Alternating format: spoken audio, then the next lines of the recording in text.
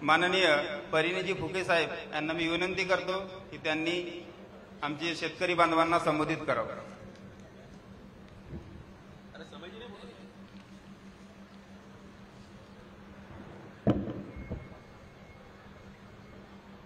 भारत माता की। गडकरी साहेब आल्या तुम्हाला भेटाल आणि मार्गदर्शन करायला तुमचा उत्साह आहे की नाही? मला माहिती आहे तुम्ही 2 वाजेपासून आलेले आहे, पण दोन्ही हात वर करून जोरात भारत माता की। आज इथे मानस ॲग्रो इंडस्ट्री अँड इन्फ्रास्ट्रक्चर कंपनीच्या हा भव्य शेतकरी मेळावा आणि या मेळाव्यात उपस्थित आपल्या देशाचे सर्वात लोकप्रिय नेते, या मानस ॲग्रोचे ज्यांचा हात या मानस ॲग्रोवर आहे असे केंद्रीय मंत्री, माझे मार्गदर्शक माननीय नितीनजी गडकरी साहेब इथे उपस्थित, माजी खासदार सन्माननीय सुनील भाऊ मेंढे, माननीय समयजी बनसोड, नेत्रामजी कटरे, माजी आमदार हेमकृष्णजी कापगाते, हेमंतजी पटले, आशुभाऊ गुंडाने, सीताताई रहांगडाले, माहेश्वरीताई नेवारे, प्रकाशभाऊ बाळबुदे, भोजरामजी कापगाते, आदरणीय मंच आणि इथे मोठ्या संख्येने उपस्थित सर्व संपूर्ण तालुक्यातून आलेले सर्व गणमान्य शेतकरी बंधू भगिनींनो मित्रांनो, खरं म्हटलं तर आज आपण सर्व गडकरी साहेबांना इथे ऐकायला आलेले आहे आणि निश्चितच इथे जास्तीत जास्त लोक हे ऊस उत्पादक शेतकरी आहेत। आपला जिल्हा भले धान्याचा जिल्हा म्हणून प्रसिद्ध आहे, पण गडकरी साहेबांच्या माध्यमातून मोठ्या प्रमाणात लोक आता ऊस लागवडी करतात आहे आणि आणखीनही, कारण या गोंदिया भंडारा जर खरा विकास जर करायचा आहे तर या भागातील शेतकऱ्यांचा विकास झाला पाहिजे आणि शेतकऱ्यांचा जर खरा विकास करायचा असला तर आपला जो क्रॉप पॅटर्न जो आहे, जो पारंपरिक पद्धतीने आपण जो क्रॉप पॅटर्न जो आपला आहे, आपण धानाची शेती करतो ते कुठेतरी बदलून दुसरे आपण केलं पाहिजे आणि म्हणून त्या माध्यमातून आपल्या इथे आता मोठ्या प्रमाणात ऊसाची लागवड होत आहे। आपल्या इथे धान्याच्या शेतीमध्ये जवळपास वर्षाचे 15,000 रुपये एकर वाचतात आणि ऊसामध्ये जवळपास 80,000 ते 1,00,000 रुपये एकरी नफा आपल्याला मिळतो आणि हे सांगण्याकरता आणि कसं नवीन नवीन टेक्नॉलॉजी वापरून आपण ऊसाची लागवड केली पाहिजे, त्याचं जे उत्पादन आहे तो जास्तीत जास्त कसा वाढवला पाहिजे।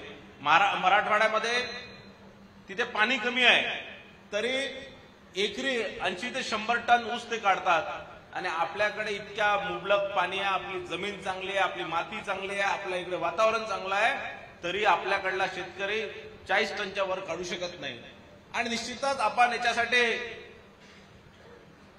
काहीतरी आत्मपरीक्षण केलं पाहिजे।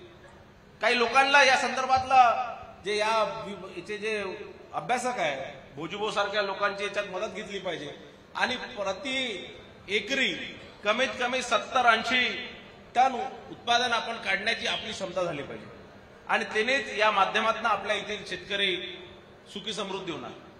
आता भंडाराच्या पुढे जवाहरनगरमध्ये लोक मिरचीची शेती करतात आणि वर्षाला 4 ते 5 लाख रुपये वर्षाची कमाई त्या माध्यमातून होते। मिरचीचे तिकडनं नागपूरच्या बाजारपेठेत विकतात। आता तर समृद्धी एक्सप्रेस हायवे झालाय, मुंबईपासून नागपूर 7 तासावर आलेला आहे आणि आता तोच रस्ता नागपूर ते भंडारा आणि भंडारामध्ये मोठं जंक्शन आहे, एक रस्ता जाणार गडचिरोलीला आणि एक रस्ता जाणार गोंदियाला आणि त्यामध्ये आपला साकुलीचा जो माल आहे तो आपण कुठेही पाठवू शकतो। पण एक माननीय गडकरी साहेबांच्या माध्यमातून आपल्याला इथे देवाडा इथे मोठा एक कारखाना उपलब्ध झालेला आहे, त्या माध्यमातून आपल्याला आपण कितीही ऊस पेरला, किती ऊस लागवड केली तरी तो पूर्ण विकत घेण्याची जी हमी साहेबांनी दिलेली आहे। काय मधात काही वेळेस फॅक्टरी थोडी तोट्यात होती आणि त्यावेळेस अनेक लोकांना पेमेंट मिळण्यात उशीर झाला, पण मी 100% सांगतो या संपूर्ण जिल्ह्यामध्ये एकही असा शेतकरी नसणार ज्याला पेमेंट त्याचे चुकारे मिळालेले आहे। पैसे थोडे मागे पुढे झाले असतील पण एकही शेतकरी असणार नाही, असं असणार नाही की त्याच्या कंपनीकडे जास्त दिवस पैसे राहिले आणि किंवा नाही भेटले. अनेक फॅक्टऱ्या कंपन्या अशा आहेत मराठवाडा पश्चिम महाराष्ट्रामध्ये जे चुकारच देत नाही. पण गडकरी साहेबांच्या या कंपनीने सगळ्यांचेच पैसे पूर्णपणे दिलेले आहे. आणि नेहमी गडकरी साहेब शेतकऱ्यांना प्रोत्साहन करण्याकरता, कारण रस्त्यांकरता तर गडकरी साहेबांचं नाव आहेच. मी मागे 2024च्या निवडणूक झाल्यानंतर गडकरी साहेबांना विनंती केली होती की आता रस्ते तुम्ही खूप बांधले, पूर्ण देशभर बांधलेल्या रस्ता म्हणजे रोडकरी म्हणूनच तुम्हाला सगळे ओळखतात, जगभरात तुम्हाला ओळखतात. पण आता खरं पाहिजे तर आपण कृषी मंत्री झाले पाहिजे. जर गडकरी साहेब जर कृषी मंत्री झाले तर 5 वर्षात या देशाचा चेहरा मोहरा बदलल्याशिवाय राहणार नाही, शेतकऱ्याचे दिवस बदलल्याशिवाय राहणार नाही. आणि आपल्या इथेही दरवर्षी अॅग्रोव्हिजनच्या माध्यमातून नागपूरमध्ये संपूर्ण विदर्भ आणि महाराष्ट्रातील शेतकऱ्यांकरता नवीन नवीन तंत्रज्ञान कसे आले पाहिजे, शेतीचं उत्पन्न कसे वाढलं पाहिजे, नवीन नवीन अवजारे कसे आपण उपयोगमध्ये आणले पाहिजे, या सगळ्याच्या माध्यमातून गडकरी साहेबांनी शेतकऱ्यांना नुसतं एक समृद्ध करण्याचं काम ते करतात आहे. आणि दुसरं, त्यांनी नवीन नवीन ते प्रयोग नेहमी करत असतात. आता इथेनॉलचं त्यांनी सुरू केलं. आज देशभरात 50,000 कोटी रुपयाची गुंतवणुकीने इथेनॉलची इंडस्ट्री नुसतं गडकरी साहेबांच्या मार्गदर्शनाने आशीर्वादाने उभी आहे. मोठ्या प्रमाणात या माध्यमातून शेतकऱ्यांच्या मालाला भाव मिळाला आहे. तुम्ही जो आहे तांदळाचा तुकडा आजपासून 5 वर्षाआधी 10 रुपयात मिळत होता, आज इथेनॉल इंडस्ट्रीमध्ये 23 आणि 24 रुपये झालेला आहे. मक्यापासून इथेनॉल तयार होतं, 12 रुपये किलो मक्याचा भाव होता, आज तोच 2400 ते 2800 रुपये, मधात 2800 झाला होता. पण आता FCIचं त्यात हे केल्यामुळे परत 2400 रुपये आला. पण 2400 मध्येही मोठ्या प्रमाणात शेतकऱ्यांना फायदा होतो. आधी मक्याचं MSP होतं 1800 रुपये, मग मधात 2200 केलं आणि आता 2320 मक्याचं उत्पादन केलं. या मध्ये हे सगळा जो करामात आहे गडकरी साहेबांनी केली. आणि आपल्याला सांगतो, मागच्या 3 वर्षात UP असणार, बिहार असणार, महाराष्ट्र असणार, या भागातील मक्याच्या शेतकऱ्यांना 45,000 कोटी रुपये जे मिळालेले आहे ते माननीय गडकरी साहेबांच्यामुळे मिळालेले आहे. आणि मोठ्या प्रमाणात शेतकऱ्यांना समृद्ध करण्याचा, संपूर्ण देशाच्या शेतकऱ्यांना समृद्ध करण्याचा काम ते करतात आहे.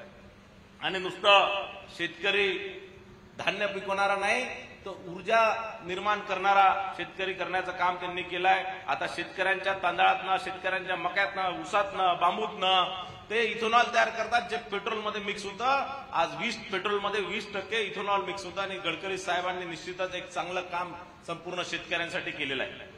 आता आपणही सगळे तलाव खोदकाम करण्याचं काम करतोय. मागच्या वर्षी आपण 50,000 क्युबिक मीटर खोदलं. पुढच्या वर्षीपासून दरवर्षी आपण ते वाढवणार आहे. जवळपास 2 करोड क्युबिक मीटर गाळ आपण या तलावातून काढणार आहे.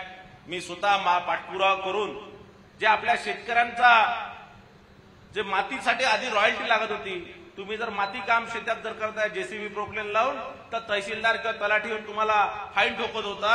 तुम्ही मुरुम जर काढला शेतातनं तर तहसीलदार तुम्हाला परमिशन घ्यायला लागत होती, तहसीलदार तुमच्याकडनं पैसे फाईन ठोकायचा.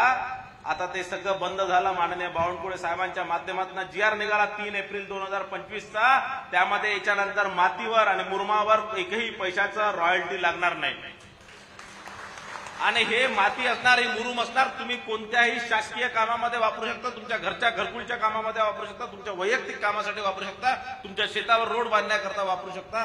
हे एक चांगलं महत्वाकांक्षी काम या माध्यमातून झालेलं आहे. आपण आता गडकरी साहेबांनी इथेनॉल सारखं जे इथेनॉल पेट्रोलमध्ये मिक्स होतं, तसंच एक आता इथेनॉल डिझेलसाठी यूज केलेलं आहे. आणि हे तुम्हाला 20 ते 25 रुपये लिटर स्वस्त तुमच्या ट्रॅक्टरवाल्यांना सगळ्याला मिळणार आहे. या माध्यमातून प्रत्येक ट्रॅक्टरवाला वर्षाचे 1 ते 1.5 लाख रुपये पेट्रोल डिझेलचेच पैसे ते वाचू शकणार.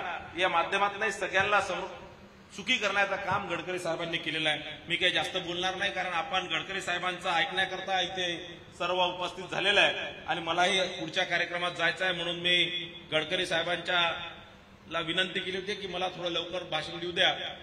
आपल्या इथे हेच बोलून आपल्या सर्वांची रजा घेतो. धन्यवाद. जय हिंद, जय महाराष्ट्र.